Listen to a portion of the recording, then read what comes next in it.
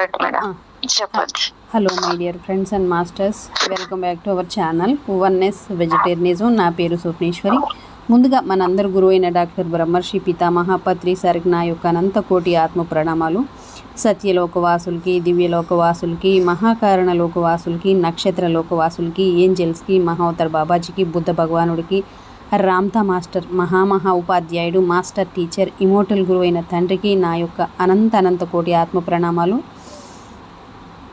పరమగురువు అయినటువంటి సదానంద యోగి మహారాజుకి, మైకేల్ బాబాయికి, అలాగే తల్లి యూనివర్స్ అందరి కోసం, ప్రతి ఒక్క సాధకుల కోసం, ప్రతి ఒక్క ఈ భూమండలంలో జీవిస్తున్న ప్రతి ఒక్క దైవాల కోసం, దైవ మానవుల కోసం పంపించిన నితిక ఏంజల్ తల్లికి మరొక్కసారి కృతజ్ఞతలు తెలియచేసుకుంటూ ఆవిడ కూడా సాదరంగా వెల్కమ్ చేసుకుందాం. ఈ వర్తమానానికి, అనంతానికి, విశ్వానికి, శాంతికి, శక్తికి, కాంతికి, ప్రేమకి, పంచభూతాలకి, సమస్త మూగజీవులకి నా యొక్క స్వయానికి హృదయపూర్వకమైన కృతజ్ఞతలు. Thank you so much. అయితే రోజులాగే ఈరోజు మరింత జ్ఞానాన్ని, విజ్ఞానాన్ని షేర్ చేయడానికి శాంత మేడంకి వెల్కమ్ చేసుకుందాం. Madam welcome. Madam welcome to our session. Madam over to you madam. Shanta madam. Thank you madam, thank you. ముందుగా మన గురువు గారైన బ్రహ్మర్షి పితామహ పత్రేశ్వరి గారికి, స్వర్ణమాల పాత్రి మేడం గారికి నా అనంత కోటి ఆత్మ ప్రణామాలు, కృతజ్ఞతలు తెలియజేసుకుంటూ, రామ్తా మాస్టర్ గారికి నా అనంత కోటి ఆత్మ ప్రణామాలు, నితిక ఏంజల్ కూడా ఆత్మ ప్రణామాలు, కృతజ్ఞతలతో విశ్వంలోని గురువులందరికీ కూడా నా అనంత కోటి ఆత్మ ప్రణామాలు. వన్నెస్ వెజిటేరియనిజం టీవీ వ్యవస్థ ఫ్రెండ్స్ స్వప్నేశ్వరి మేడం గారికి కూడా నా అనంత కోటి ఆత్మ ప్రణామాలు, కృతజ్ఞతలు తెలియజేసుకుంటూ, నా స్వయానికి, ఈ వర్తమాన క్షణానికి, నా కుటుంబ సభ్యులకి, నా జన్మనిచ్చిన తల్లిదండ్రులకు కూడా కృతజ్ఞతలు తెలియజేసుకుంటూ, ఇప్పుడు శ్రీ గురుచరిత్ర అనే పుస్తకాన్ని చెప్పుకుంటున్నాము. శ్రీ గురుని ప్రెజెన్స్ తో థ్యాంక్ యూ. సహకరిస్తున్న మీ అందరికీ కూడా నా అనంత కోటి కృతజ్ఞతలు. Thank you. నిన్నటి రోజు దౌమ్యుడు అనే ఆయనకి 3 శిష్యులు ఉన్నారు. వాళ్ళని పరీక్ష చేయడానికి ఒక్కొక్కరిని పరీక్ష చేస్తూ, వాళ్ళు అంటే గురుభక్తితో ఎలాగా నేర్చుకున్నారు అనే దాన్ని ఆయన పరీక్ష చేసి పరీక్షలు పెట్టాడు. వాళ్ళు 2 నెక్కారు. 3 ఆయన గురించి కూడా పరీక్షతో చేస్తున్నాడు అనమాట. 2 ఆయన పరీక్షలో గెలిచారు కాబట్టి వాళ్ళని ఇంటికి పంపించాడు. వెళ్ళిపోయి మీరు ఇంటికి వెళ్ళి మీ పనుల్లో మీరు ఉండండి అని చెప్పి పంపించాడు. ఇంకా 3 ఆయన ఉపమన్యు మాత్రమే ఆ మహర్షిని సేవిస్తూ ఉండేవాడు. అతను కూడా రోజు ఆయనకి బోధన పిచ్చి ఎక్కువ అనమాట. ఆ శిష్యుడికి విపరీతంగా ఆకలి ఎక్కువ ఉంటది అనమాట. అతిగా భోజనం చేసేవాడు అనమాట. ఆయన అంటే అతని ఇక ఉపమన్యు మాత్రం ఆ మహర్షిని సేవిస్తూ ఉండేవాడు. అతని బోధన అతిగా చేసేవాడు. ఆ మాంద్యం వలన విద్యాభ్యాసంలో అతని మనసు నిలిచేది కాదు. దౌమ్యుడు ఆలోచించి ఒకరోజు అతనిని పిలిచి, నాయన నీవు గోవులను అడవికి తోలుకొని పోయి మేపుకొని వస్తూ ఉండు అని చెప్పాడు. ఉపమన్యువు నిజంగా అలాగే పోయేవాడు అనమాట. కొంతసేపు అయ్యేటప్పుడు అడవులకు పోయగానే ఆయనకి ఆకలి స్టార్ట్ అయిపోయేది.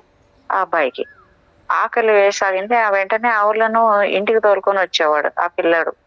అప్పుడు అది చూసి, నీవు ప్రతిరోజు సూర్యాస్తం వరకు అంటే సాయంత్రం వరకు నువ్వు గోవులు మేపాలి అని చెప్పాడు ఆ గురువు. సరే అని ఆవులు మేస్తూ ఉండగా ఆయన ఏం చేశాడు, ఆ ఊర్లోకి వచ్చి భిక్షం అడుక్కొని దగ్గరలో ఉన్న బ్రాహ్మణుని ఇంట్లోకి పోయి భిక్షం అడుక్కొచ్చి అది తినసాగాడు అనమాట. అది ఆయనకి గురువుకి, ఈ పిల్లడు ఇంత బాగా తిని మళ్ళీ బాగా బొత్తుగా తయారవుతున్నాడు, ఏమైంది, ఎట్లా పుష్టిగా ఉన్నావు నువ్వు అంటే, తాముడు ఆ పిల్లడు అబద్ధాలు ఏం చెప్పడు, ఉన్నది ఉన్నట్టే చెప్పేస్తాడు అనమాట. అరే నువ్వు ఇట్లా భిక్షం అడుక్కొని నన్ను వదిలి నువ్వు తింటున్నావా అనేసి ఆయన దండించి, మరి నువ్వు అటు చేయొద్దు అని చెప్తాడు. సరే ఆయన సరే అనేసి ఆ భిక్షం కూడా నాకే ఇవ్వాలంటే తెచ్చి గురువుకే ఇచ్చి, మళ్ళీ ఇంకోసారి పోయి మరీ భిక్షం తెచ్చుకొని తినడం మొదలు పెట్టింటాడు అనమాట.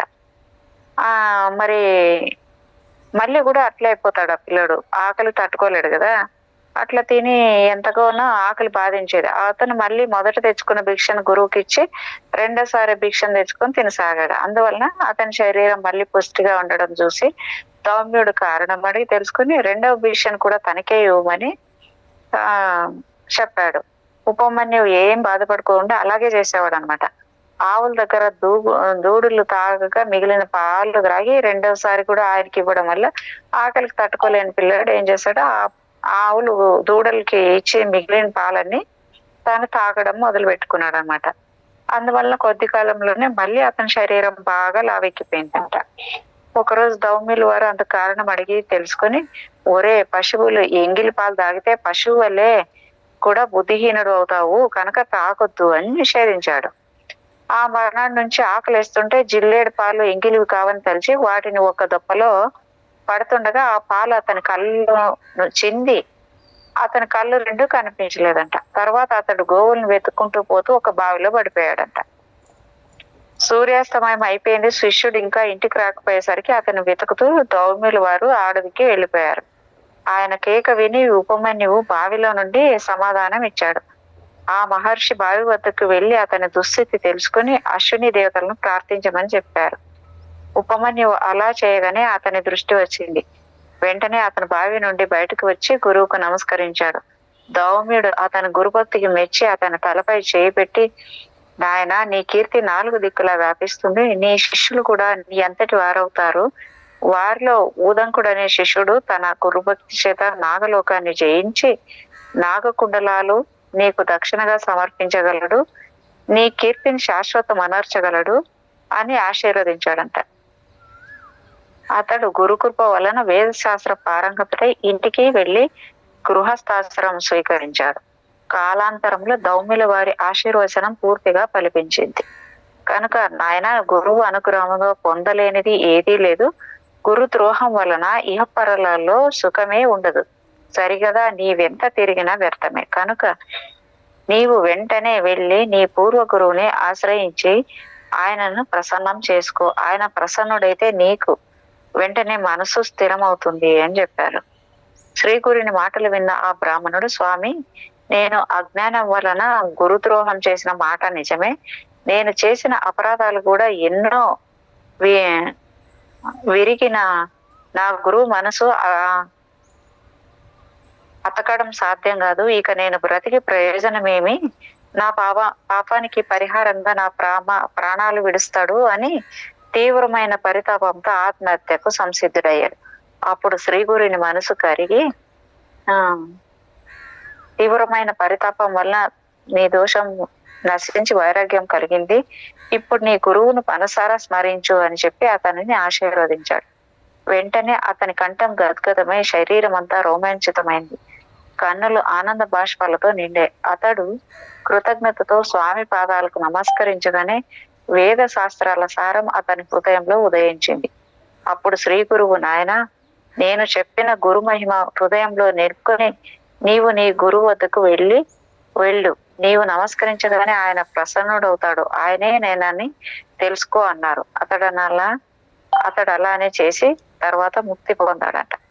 ఇలా 1 సంవత్సర కాలం వైద్యనాథంలో నివసించి తర్వాత నృసింహ సరస్వతి దేవ సంచారం చేస్తూ కృష్ణా తీరంలో ఉన్న బిల్లవటి గ్రామంలోని భువనేశ్వరి సన్నిధి చేరి అచ్చట కృష్ణవేణి సంగమంలో పడమట తీరాన ఉన్న ఉదంబుర వృక్షం కింద కొంతకాలం గుప్తంగా నివసించారు. ఇక్కడికి ఈ అధ్యాయం అయిపోయింది. శ్రీ దత్తాయ గురవే నమః. శ్రీ శ్రీపాద శ్రీ వల్లభాయ నమః. శ్రీ నృసింహ సరస్వతే నమః. 16వ అధ్యాయం అయిపోయింది. 17వ అధ్యాయము శ్రీ గణేశాయ నమః. శ్రీ సరస్వతే నమః. శ్రీ గురుభ్యో నమః. ప్రస్తావన ఇక్కడ ఈ 17, 18, 19 అధ్యాయాల్లో శ్రీ నృసింహ సరస్వతి స్వామి యొక్క అవతార లీలలకు ముఖ్య రంగస్థలమైన అమరపురం అంటే నరశోభావాడి అని అంటారంట. క్షేత్ర మహాత్మ్యాన్ని, అక్కడ శ్రీగురుడు చేసిన లీలలను వర్ణిస్తుంది. ఆయన ఒక మూర్ఖ బ్రాహ్మణ్ తలపై చేయి పెట్టి సకల విద్యా పారంగతుడు చేశాడు. ఇలాంటి లీల శ్రీ స్వామి సమర్థుడు 1856 నుండి 78 వరకు జీవిత చరిత్రలో చూడొచ్చంట. పేద బ్రాహ్మణ దంపతులకు భుక్తి ముక్తులకు ప్రసాదించాడు. ఇలాంటి లీలలు కూడా శ్రీ స్వామి సమర్థ శ్రీ షిరిడి సాయిబాబా జీవిత చరిత్రలో చూడవచ్చు. గంగానుజుడనే భక్తుడి చేత క్షణకాలంలో త్రిస్థలి, కాశీ, ప్రయాగ, గయా క్షేత్రాల యాత్ర చేయించాడు. ఇలాంటి లీల శ్రీ తాజుద్దీన్ బాబా జీవిత చరిత్రలో చూడవచ్చు. మరి దత్తాత్రేయ స్వామి నేటికి ఎలాంటి సద్గురు రూపాలలో మానవులను ఉద్ధరిస్తున్నారో వీరి చరిత్రలో చూడవచ్చు. అది గుర్తుంచుకొని మనం ఈ పారాయణ చేయాలి. శ్రద్ధాయుతమైన ఈ అధ్యాయం పారాయణ ఆయా క్షేత్ర దర్శనంతో సమానం. దేవి తనను ఆశ్రయించిన విద్యాహీనుడితో శ్రీ గురువును ఆశ్రయించమని చెప్పిన లీల సప్తశృంగి దేవి కాకాజీ అనే భక్తుడితోనూ చిన్న కృష్ణ అనే భక్తునితో స్వప్నంలో శ్రీ మహావిష్ణువు సాయిబాబాను ఆశ్రయించమనడంతో సరిపోతుంది. దేవతల కంటే సద్గురువు అధికుడని ఈ లీలకర్తం. శ్రీ రామకృష్ణ పరమహంసతో కాళీమాత కూడా అద్వైతానుభూతిని పొందడానికి తోతాపురి అనే గురువును ఆశ్రయించమనడం గమనార్హం. ఇష్టదేవతోపాసన విక్షేప దోష నివృత్తి కోసమేనని ఆత్మజ్ఞానికై శ్రోత్రియుడు బ్రహ్మనిష్ఠుడు అయిన శ్రీ గురువు ఆశ్రయించాలని ఉపనిషత్తులు చెప్పిన దానిని ఈ లీలలు బలపరుస్తాయి. ముముక్షువుకు సద్గురువును ఆశ్రయించడము అత్యావశ్యకమని ఈ అధ్యాయం తెలుపుతుంది. మానవ మాతృడైన గురువును ఆశ్రయించిన వారిని కూడా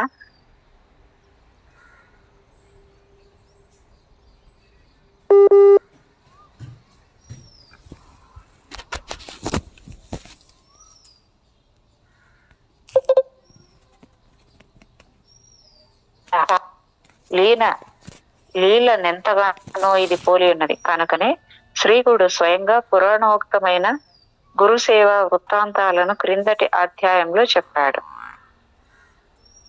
సిద్ధముని ఇంకా ఇలా చెప్పారు. నాయనా, మబ్బు వేసే ముందు చల్లని గాలి వీచినట్టు గురుకథ వినడంలో నీకు అది వినిపించడం వలన నాకు ప్రీతి కలుగుతున్నది. శ్రీగురుని భక్తుల పాలిట కామధేనువు కల్పవృక్షము అయిన ఈ గురు చరిత్ర చెబుతాను విను. శ్రీగురుడు కృష్ణా తీరంలో బిల్లవటి వద్దనున్న మేడి చెట్టు దగ్గర శాస్త్రోక్తంగా చాతుర్మాస్యం చేశాడు. అది వినగానే నామధారకుడు నమస్కరించి, స్వామి, భగవంతుడైన శ్రీగురుడు తపస్సు అనుష్ఠానము ఎందుకు చేశారు? అందరికీ అన్ని సమర్పించగల ఆయన భిక్ష చేసుకోనడం ఎందుకు అని అడిగాడట. సిద్ధయోగి ఏం చెప్తున్నారంటే,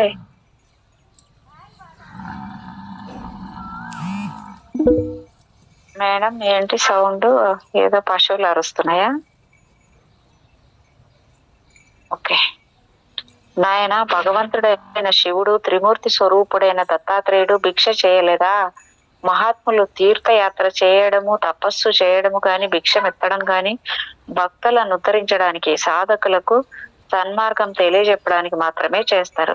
అలానే శ్రీగురుడు కూడా భిక్షా వృత్తిని స్వీకరించారు. భక్తానుగ్రహార్థమే శ్రీగురుడు కాలగతిలో మరుగున పడిన ఉత్తమ తీర్థాలన్నింటినో తిరిగి ప్రకటన చేయడానికే తీర్థయాత్రలు చేశారు. కేవలం లౌకిక సుఖాలను మాత్రమే ఆశించే మూర్ఖులు, స్వార్థపరులు తమను ఆశ్రయించకుండా చూసుకోవడానికి ఆయన కొంతకాలం గుప్తంగా ఉన్నారు.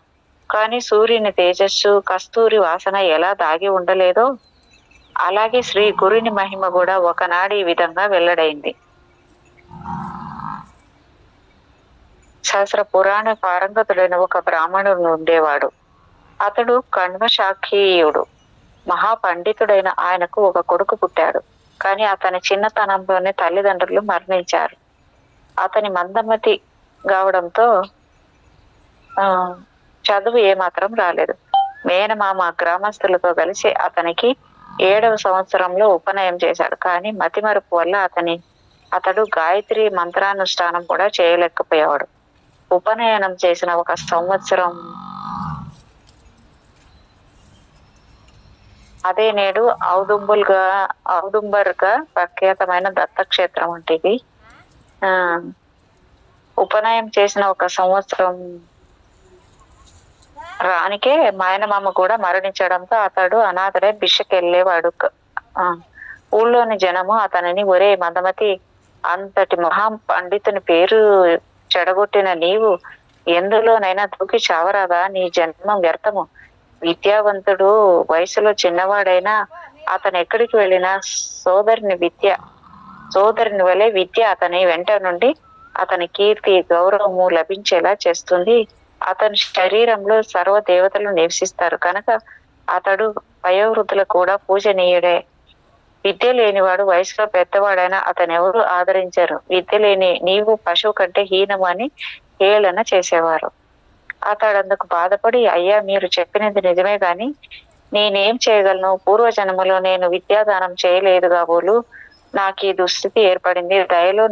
దయతో నాకు విద్య అలవాడేందుకు ఉపాయం చెప్పండి అని ప్రాధేయపడేవాడు. అతనికి విద్య చెప్పి విసిగిపోయిన ఆ విప్రులు, నీకిక జన్మలో విద్య రాదు, నీవు భిక్ష చేసుకుని బ్రతకడానికి కూడా పనికిరావు, నీ వలన నీ వంశమే భ్రష్టమైంది అని నిందించేవారు.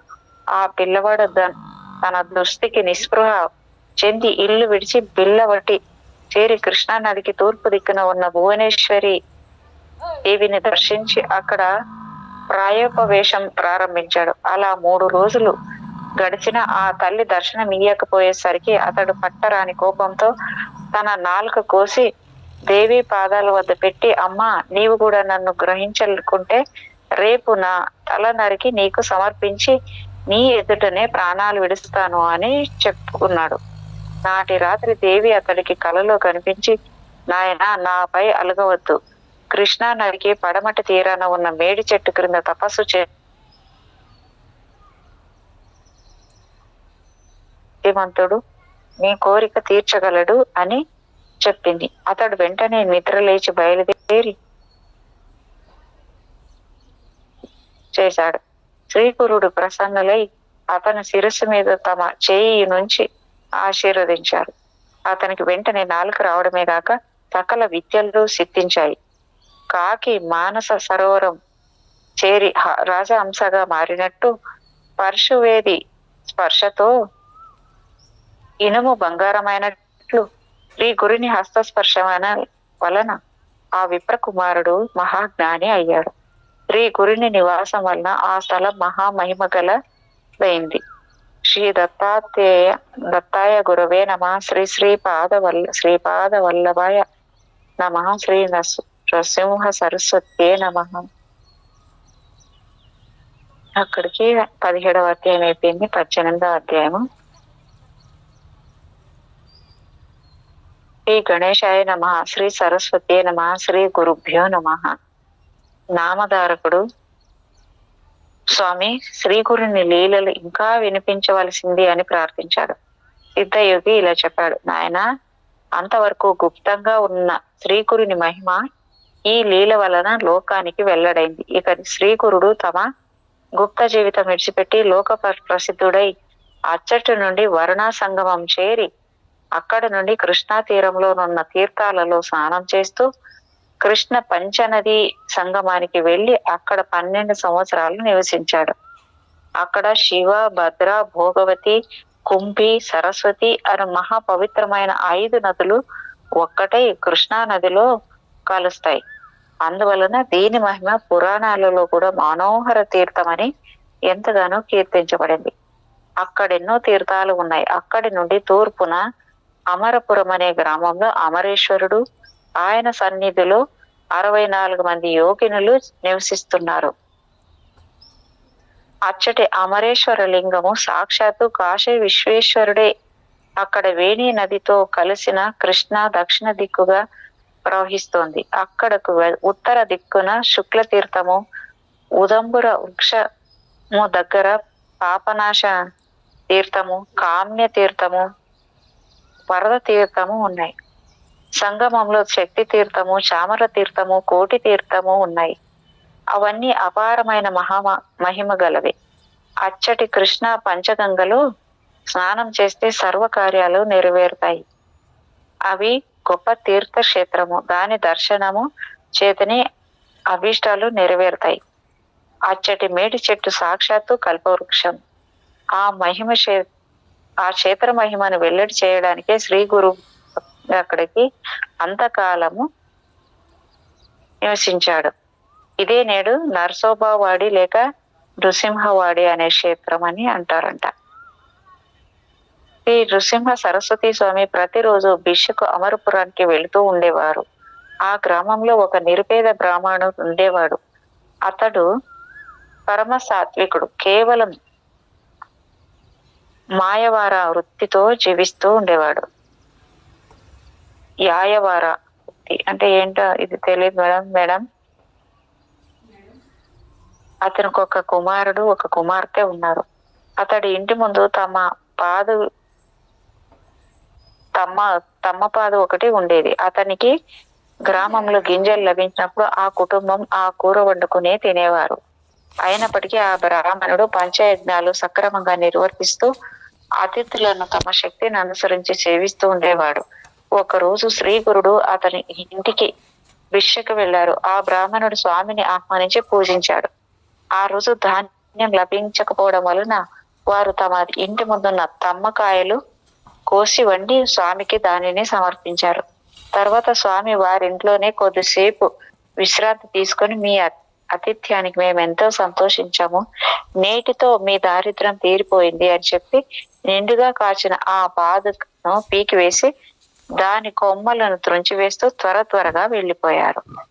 అది చూసి ఆ ఇల్లాలు ఎంతో దుఃఖించి, అయ్యో స్వామికి ఈ రోజు మనం చేసిన అపరాధం ఏమిటి, మన జీవనాధారమైన ఈ పాదును పీకివేశారే, మనం జీవించేది ఎలా అని బాధపడుతూ ఉంటే, ఆ బ్రాహ్మణుడు సర్వము ఈశ్వరేక్ష వలన మన ప్రారంధాన్ని అనుసరించి జరుగుతుంది.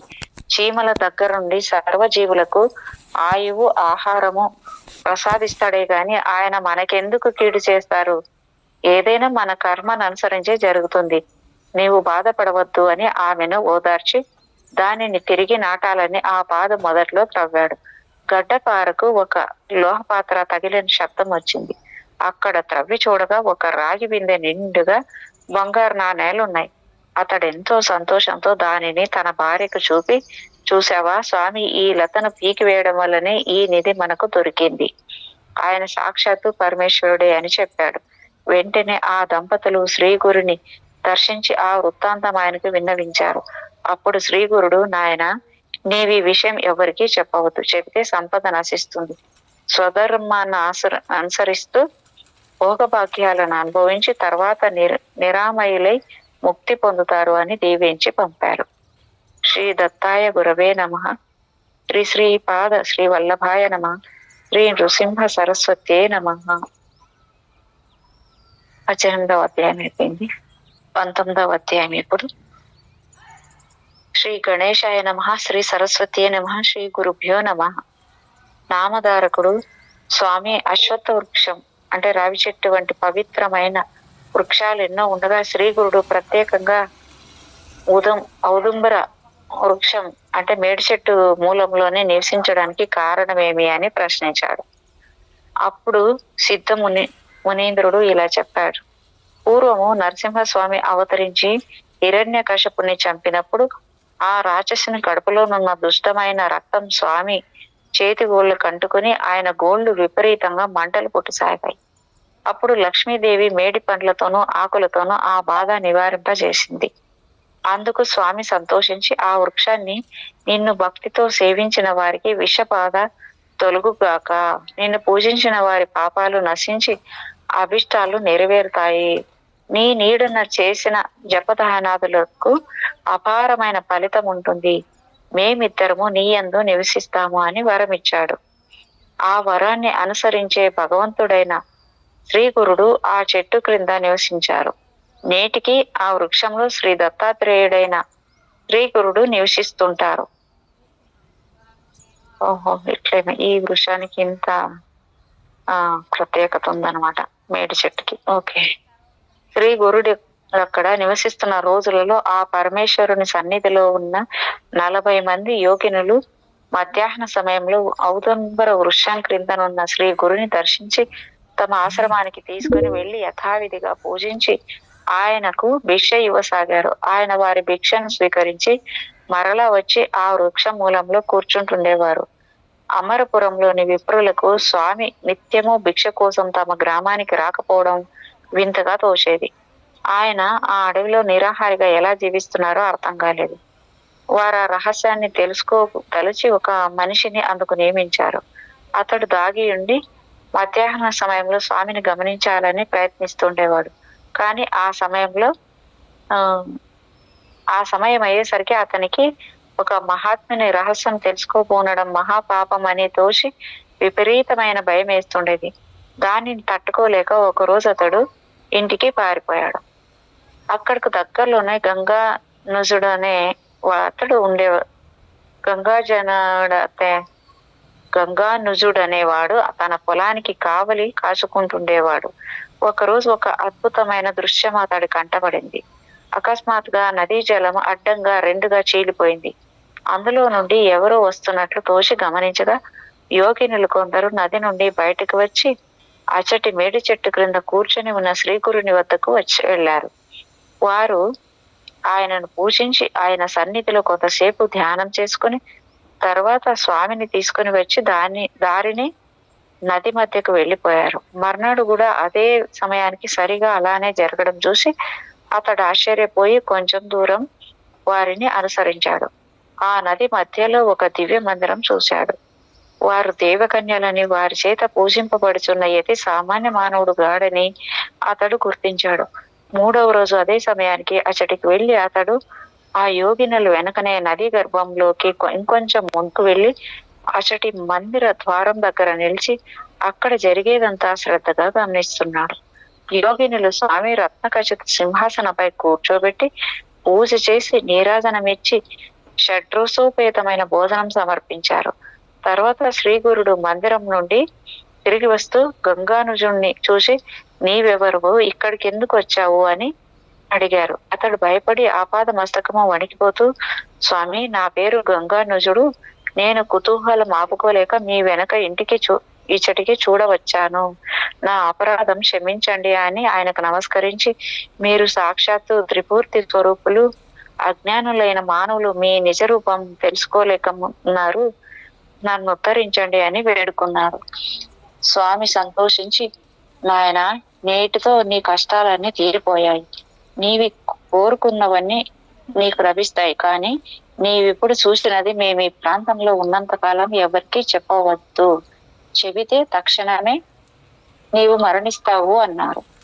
గంగానుజుడు అలాగేనని చెప్పి గురువుకు నమస్కరించి సంతోషంగా తన పొలానికి వెళ్ళాడు. అప్పుడే అతనికి ఇక్కడ ఒక నిధి దొరికింది. నాటి నుండి అతడు ప్రతిరోజు భార్య సమేతంగా వచ్చి శ్రీ గురుని సేవిస్తుండేవాడు.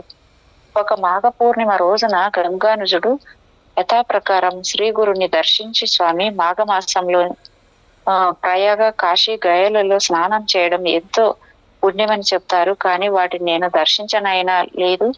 ఆ క్షేత్రాల మహత్యము వినినా కూడా పుణ్యం వస్తుందంటారు. కనుక దయతో వాటిని వివరించి చెప్పండి అని కోరాడు.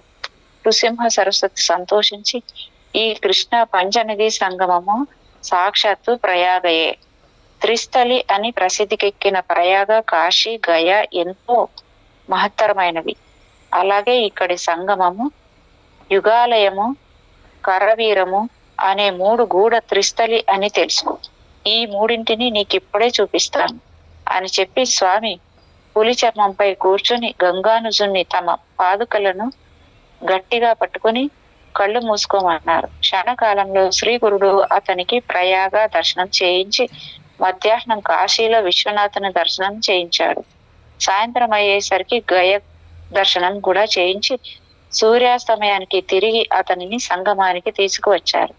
తర్వాత ఆ త్రిస్థలిలో తో సమానమైన అక్కడ ఉన్న 3 క్షేత్రాలను కూడా చూపించారు. ఈ రీతిన ఆ క్షేత్ర మహాత్మ్యం వెల్లడి చేశాక శ్రీ గురుడు ఆ చోటు విడిచిపోదలిచారు. ఆ సంగతి విని యోగినులు ఆయనను దర్శించి నమస్కరించి, ప్రభు, మీ సేవకులమైన మమ్మల్ని వదిలిపెట్టి ఎక్కడికి పోతారు అని విలపించారు. శ్రీ గురుడు వారిని ఊరడించి, లోకుల దృష్టికి వెళ్ళినట్లు కనిపించిన మేము నిజానికి అదృశ్యంగా ఈ ఊదంబర వృక్షంలోనే ఎల్లప్పుడూ ఉంటాము. మీరు కూడా మనోహరమైన ఈ కల్పవృక్షంలోనే నివసించండి. అమరపురానికి తూర్పు దర్శన మా నివాసమైన ఈ క్షేత్రం లోక ప్రసిద్ధమవుతుంది. ఇక్కడ అన్నపూర్ణాదేవిని కూడా మేము ప్రతిష్ఠిస్తాము. మమ్మల్ని ఈ ఊదంబర వృక్షాన్ని, మా పాదుకలను, ద్విజులను పూజించి ఇచ్చట తీర్థాలలో స్నానం చేసిన వారికి సర్వ పాపాలు నశించి అపారమైన పుణ్యం కోరినవన్నీ నెరవేరుతాయి. ఈ వృక్షం క్రింద చేసిన జపము, హోమము, రుద్రాభిషేకము మొదలైన సత్కర్మలకు 1,000,000 రెట్ల ఫలం ఉంటుంది. ఇచ్చటి పాదకులను పూజించి నెమ్మదిగా ప్రదక్షిణలు చేసి ప్రతి ప్రదక్షిణానికి చివరి నమస్కారం చేసిన వారికి సర్వరోగాలు నశిస్తాయి అని చెప్పి శ్రీగురుడు అశ్వయుజ బహుళ ద్వాదశి నాడు గంధర్వ నగరంలోని భీమ అమరజ సంగమానికి వెళ్లారు. శ్రీ నరసింహ సరస్వతి స్వామి విశ్వరూపుడైన జగన్నాథుడు. ఆయన సర్వవ్యాపి అయినప్పటికీ ఈ ఔదుంబర వృక్షంపై ప్రేమతో దాని క్రింద నిత్య నివాసం చేస్తూనే ఉన్నారు. శ్రీ దత్తాయ గురవే నమః. శ్రీ శ్రీ పాద శ్రీ వల్లభాయ నమః. శ్రీ నృసింహ సరస్వతే నమః. 19వ అధ్యాయం అయిపోయింది. 20వ అధ్యాయం. శ్రీ గణేశాయ నమః. శ్రీ సరస్వతే నమః. శ్రీ గురుభ్యో నమః. ప్రస్తావన. మీరు చదవబో 20-21 అధ్యాయాలు తెలిపే అంశాలివి. శ్రీ గురుడు ఒక చోట ఉంటూ అంతకు ముందు తామున్న చోటు కూడా సూక్ష్మ రూపంలో అచ్చటి భక్తులను రక్షించాడు. మహనీయులు సర్వగతులై భక్తులెక్కడ తమను స్మరించినా అక్కడే ప్రకటమై రక్షించగలరని సాయిబాబా చరిత్ర కూడా తెలుపుతుంది. బ్రహ్మజ్ఞాని కొద్ది కాలం ఉన్న చోట తీర్థక్షేత్రం అవుతుందని, అక్కడ చేసిన జపము, పూజ ఎన్నో రెట్లు ఫలమిస్తాయని శాస్త్రం. శ్రీ గురుడు అక్కలికోట స్వామి, సాయిబాబా వంటి సద్గురువులు తమ భక్తుల పూర్వకర్మ ఫలాన్ని ప్రత్యామ్నాయ పద్ధతులలో సులభంగా తొలగించి మృత్యులను కూడా బ్రతికించగలరు. సామాన్యంగా స్వప్నాలు వాస్తవాలు కావు, కానీ సద్గురు ఇచ్చే స్వప్న సందేశాలు వాస్తవాలేనని పై మహనీయులందరికీ చరిత్రలు నిరూపిస్తాయి. సద్గురు స్థూల రూపంలో లేకున్నా భక్తులు ఎప్పుడైనా వారి అనుగ్రహం పొందవచ్చు. నామధారకుడికి శ్రీ గురుని అనుగ్రహం లభించినట్లే కనుక శ్రద్ధతో ఈ గ్రంథం పఠించే వారి ఎదుట శ్రీ దత్తస్వామి ప్రసన్నుడై ఉంటాడని గుర్తుంచుకోవాలి. కథారంభం. ఇక్కడ కథ చెప్తున్నారు. మళ్ళీ నామధారకుడు సిద్ధమునికి నమస్కరించి, స్వామి, శ్రీగురుడు గంధర్వపురానికి వెళ్ళిన తర్వాత కూడా అమరపురంలోని ఈ ఔదుంబర వృక్షం క్రింద నివసిస్తూ భక్తుల కోరికలను నెరవేరుస్తున్నారని చెప్పారు కదా, అటువంటి అనుభవం ఎవరికైనా కలిగినదా అని అడిగాడు. సిద్ధమును సంతోషించి ఇలా చెప్పసాగాడు. ఆయన అటువంటి నిదర్శనాలు ఎన్నో ఉన్నాయి. అవన్నీ చెప్పడం ఎవరి తరము కాదు. ఆయన ఒక్క నిదర్శనం మాత్రం చెబుతాను విను. సిరోల అనే గ్రామంలో వేద శాస్త్ర పారాయణుడు, ఉదారుడు ఆయన గంగాధరుడు అనే బ్రాహ్మణుడు ఉండేవాడు. అతని భార్య శాంతాదేవి మహాపతివ్రత. ఆమెకు 5 కొడుకులు పుట్టారు, గాని ఒక్కరు కూడా దక్కలేదు. ఆమె ఎందరో దేవతలను పూజించింది, ఎన్నో వ్రతాలు ఉపవాసాలు చేసింది. అయినా ఆమె కర్మ తీరలేదు. చివరికి ఆమె తన శోకానికి కారణము, నివారణోపాయము తెలపమని ఒక దైవజ్ఞుని కోరింది. అతడు, అమ్మా, నీ గర్భశోకానికి కారణం నీవు చేసిన పూర్వ పాపమే. గర్భపాతం చేసిన, ఇతరుల ధనము అపహరించిన, తర్వాత జన్మలలో పుట్టిన బిడ్డలందరూ చనిపోతారు. నీవు గత జన్మలో శౌనక గోత్రుడైన ఒక బ్రాహ్మణుని వద్ద 100 రూపాయలు అప్పుగా తీసుకుని అతడెంత బ్రతిమాలినా తిరిగి ఇవ్వలేదు. అతడు ఆ దిగులుతో ఆత్మహత్య చేసుకుని పిశాచై ఈ జన్మలో నీ పిల్లలందరినీ చంపుతున్నాడు. నీవి కర్మ అనుభవించక తీరదు అని చెప్పాడు. ఆమె పశ్చాత్తాపంతో అతని పాదాలపై పడి ఆ పాపానికి పరిహారం చెప్పమని కోరింది. ఆ దైవజ్ఞుడు జాలిపడి, అమ్మా, ఆ బ్రాహ్మణుడు ఆత్మహత్య చేసుకున్నందువలన అతనికి శ్రాద్ధ కర్మలు ఎవరూ చేయలేదు. అతడు ఆత్మహత్య చేసుకోవడము, అంత్యక్రియలు జరగకపోవడము ఇవన్నీ నీ వలననే జరిగాయి. కనుక అతను ఇప్పుడు పిశాచమై నీ బిడ్డలు చంపుతున్నాడు. కనుక నీవు 1 నెల రోజుల పాటు పంచగంగా స్నానం చేయాలి. నిత్యము 7 సార్లు మేడి చెట్టుకు యథావిధిగా ప్రదక్షిణముచి పూజ చేసి శ్రీ గురుని పాదుకలకు పూజ అభిషేకము చేస్తూ ఉపవాసం చేయి.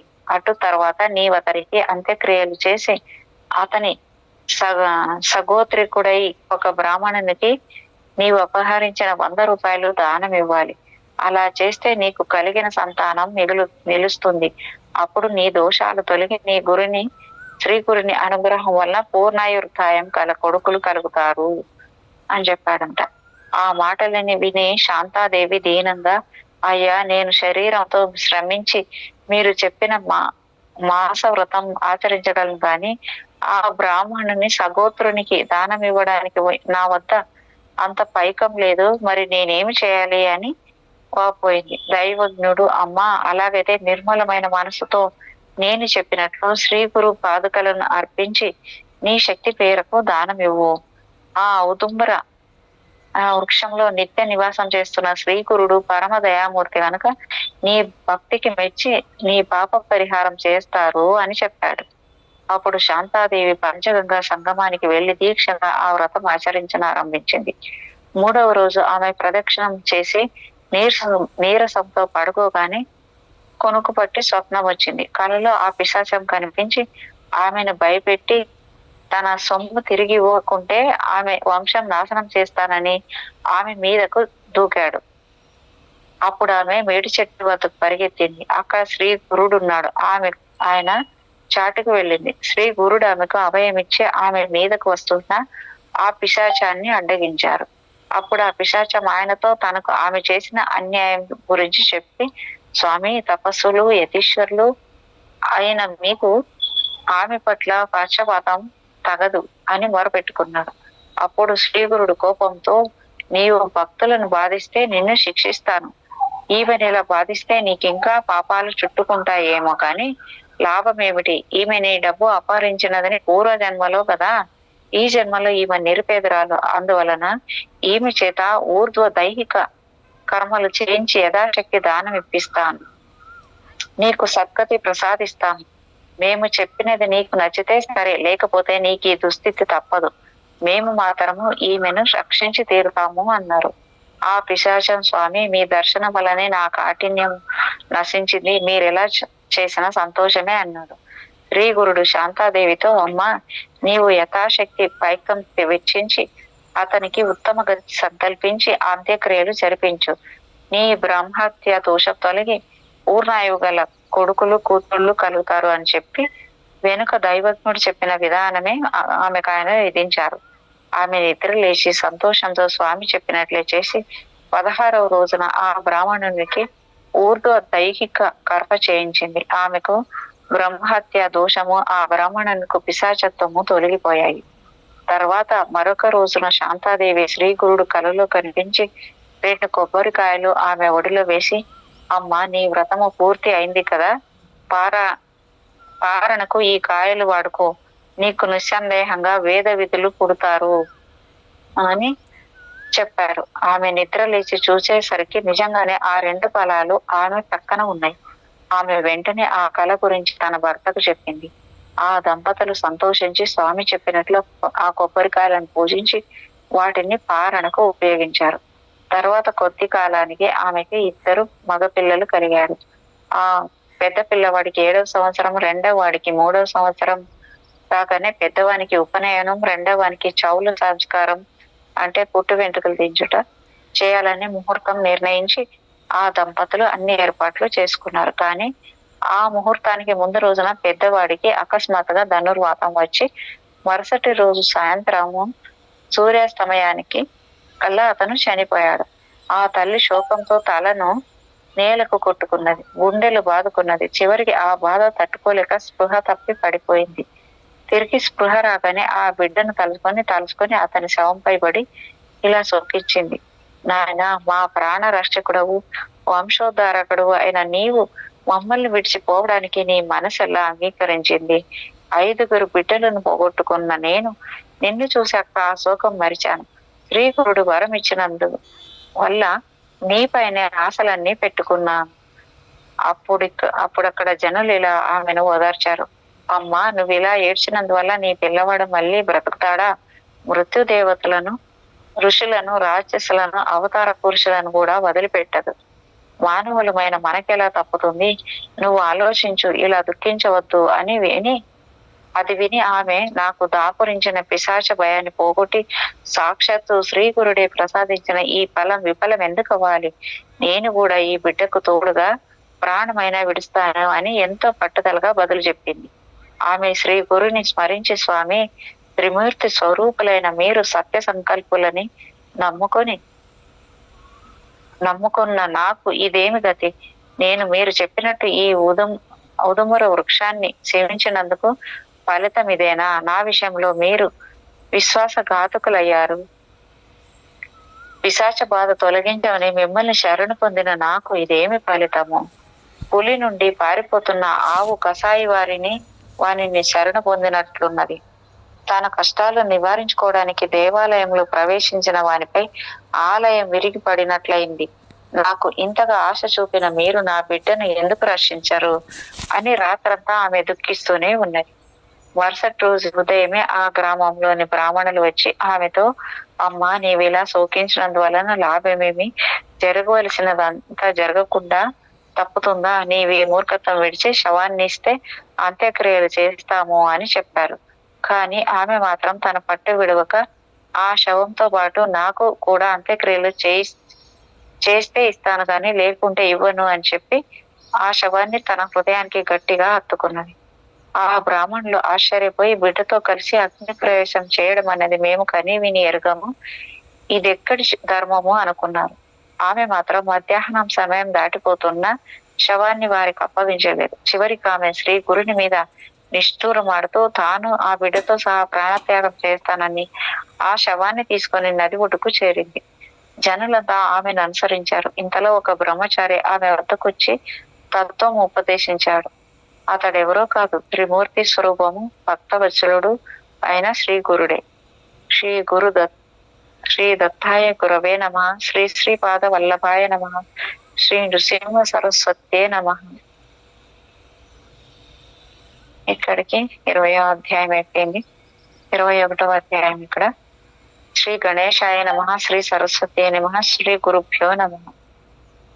సిద్ధ మునీంద్రులు ఇంకా ఇలా చెప్పసాగారు. పుత్ర శోకంతో కిన్నురాలై నదీ తీరానికి వెళ్తున్న శాంతాదేవిని సమీపించి ఆ బ్రహ్మచారి ఇలా అన్నాడు, అమ్మా, నీవు మూర్ఖంగా దుఃఖించవద్దు. ఈ జనన మరణ చక్రంలో శరీరాలు నీటి పుడగలలాగా పుట్టి నశిస్తుండడం సహజమే. కర్మానుసారం పంచభూతాల కలయిక వలన శరీరం ఏర్పడి కర్మ తీరిపోగానే పంచభూతాలు విడిపడిపోవడం వల్ల శరీరం నశిస్తుంది. మాయకు వశులైన మానవులు తమ దేహమే తామన్న భ్రాంతిని పొంది బిడ్డ, భార్య, మిత్రులు అనే మమకారం పెంచుకుంటారు. వారు సత్వగుణం వలన దైవత్వాన్ని, రజోగుణం వలన మానవత్వాన్ని, తమో గుణం వలన అధోగతిని పొంది కర్మ ఫలమును అనుభవిస్తారు. ఈ సృష్టిలో ఇది ఎవరికైనా తప్పదు.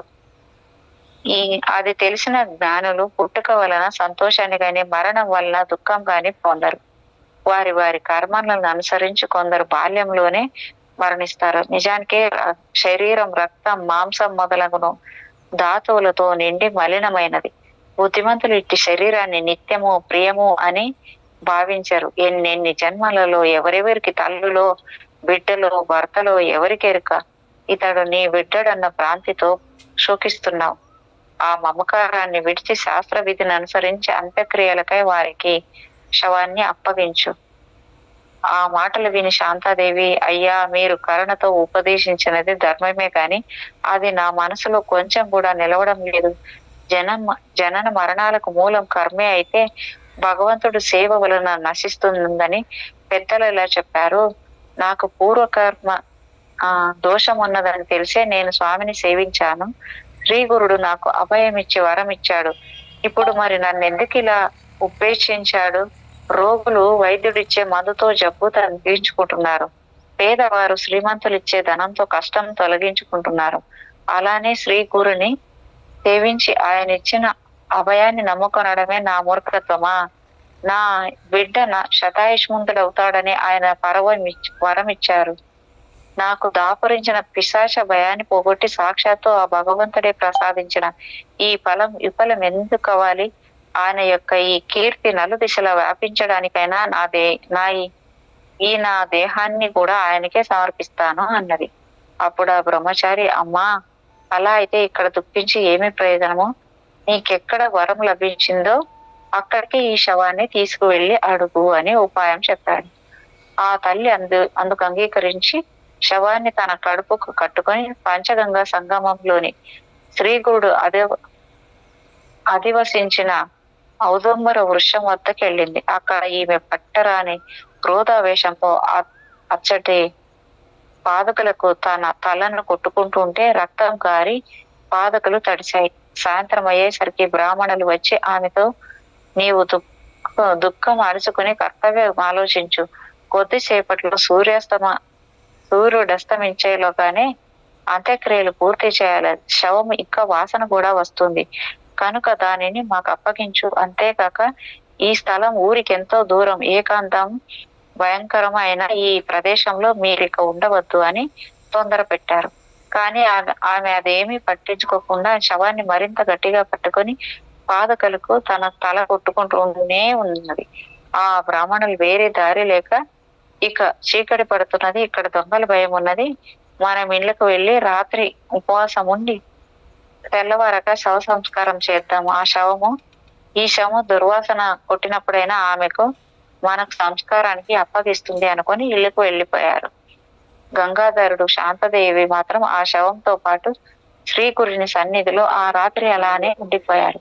పిల్లవాడు చనిపోక ముందు 3 రోజులు, తర్వాత 2 రోజులుగా నిద్రాహారాలు లేకుండా ఏడ్చి సోలిపోయిన ఆమెకు నాటి తెల్లవారుజామున కొనుకు పట్టింది. అప్పుడు ఆమెకు స్వప్నంలో శ్రీగురుడు దర్శనమిచ్చాడు. ఆయన జడలు, విభూతి, పులితోలు, రుద్రాక్షమాలలు ధరించి ఉన్నారు. ఒక చేతిలో దండము, మరో చేతిలో త్రిశూలము ధరించి ఉన్నారు. ఆయన బయట నుండి వేరున్న ఔదుంబర వృక్షం క్రిందకు వచ్చి ఆమెతో, అమ్మా, నాపై నిష్ఠూరాలాడతావెందుకు? నీ బిడ్డకి ఏమైంది? నేను ఇప్పుడే అతనికి వైద్యం చేస్తాను అని ఆ శవానికి విభూతి పూసి పిల్లవాని ముక్కులోకి గాలి ఊది, అమ్మా, నేను నీకేం అపకారం చేశాను? ఇంకా ఉపకారమే చేశాను. నీ బిడ్డ శరీరం నుండి వెడలిపోయిన ప్రాణవాయును మళ్ళీ ప్రతిష్ఠించాను. నా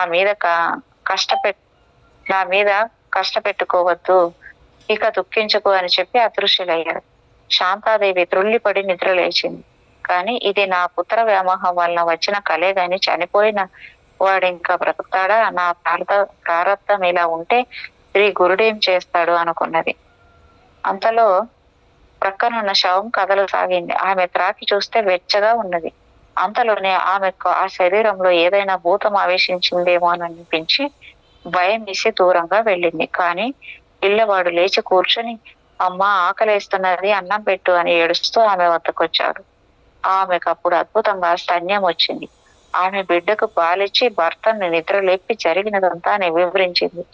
అప్పుడు ఆ దంపతులు భక్తితో ఆ ఔదుంబర వృక్షానికి ప్రదక్షిణలు అష్టాంగ నమస్కారములు చేసి శ్రీ గురువుని ఇలా స్తుతించారు. శ్రీ గురుమూర్తి, జయము జయము. సాక్షాత్తు త్రిమూర్తి స్వరూపులైన మీరు భక్తులపై వాత్సల్యంతో మానవ రూపం ధరించారు. వారి హితం కోరి నిరంతరము వారిని కనిపెట్టి కాపాడి తరింప చేయడానికే ఈ క్షేత్రంలో వెలిశారు. భక్తుల తాపాలను హరించే శ్రీ మహాత్మ్యాన్ని వర్ణించడం ఎవరి తరము కాదు. తల్లి వలె మీరు మా తప్పులు క్షమించి కృపచూప మమ్మలను శరణు వేడుతున్నాము. తర్వాత వారు పిల్లవానితో సహా వెళ్లి సంగం స్నానం చేసి ఆ నీటితో గురు పాదకులు కడిగి శుభ్రం చేసి ఔదుంబర వృక్షాన్ని, పాదకులను అభిషేకించి పూజించారు. ఇంతలో సూర్యోదయమైంది. శవదహనం కోసమని గ్రామం నుండి వచ్చిన బ్రాహ్మణులు ఆ బాలుడు బ్రతికి ఉండడం చూసి ఆశ్చర్యపడి శ్రీ గురి మహిమని కొనియాడారు. ఆ దంపతులు ఆనందంతో బ్రాహ్మణులకు భోజనం పెట్టారు. ఆ తర్వాత పిల్లవాడు విద్యా వినయ సంపన్నుడు, దీర్ఘాయువు, భాగ్యవంతుడు అయ్యాడు. కనుక నామధారక ఈ క్షేత్ర మహిమను వర్ణించడం ఎవరి తరము కాదు. అచ్చటి మేడి చెట్టు మూలంలో శ్రీ గురుడు నిశ్చయంగా నిత్య నివాసం చేస్తున్నాడు. అక్కడ ఆయనను భక్తితో సేవించిన వారికి కోరినవన్నీ నెరవేరుతాయి. సందేహం లేదు. అందుకే అచ్చటి మేడి చెట్టు సాక్షాత్తు కల్పవృక్షమే. శ్రీ దత్తాయ గురవే నమః. శ్రీ శ్రీ పాద శ్రీ వల్లభాయ నమః. శ్రీ నృసింహ సరస్వతియే నమః. మేడం, మేడం ఇక్కడితో అధ్యాయం అయిపోయింది మేడం. కంటిన్యూ చేయమంటారా? Okay madam. Okay madam. Okay thank you madam. Thank you so much madam. Thank you so much madam. మీకు నా హృదయపూర్వకమైన కృతజ్ఞతలు.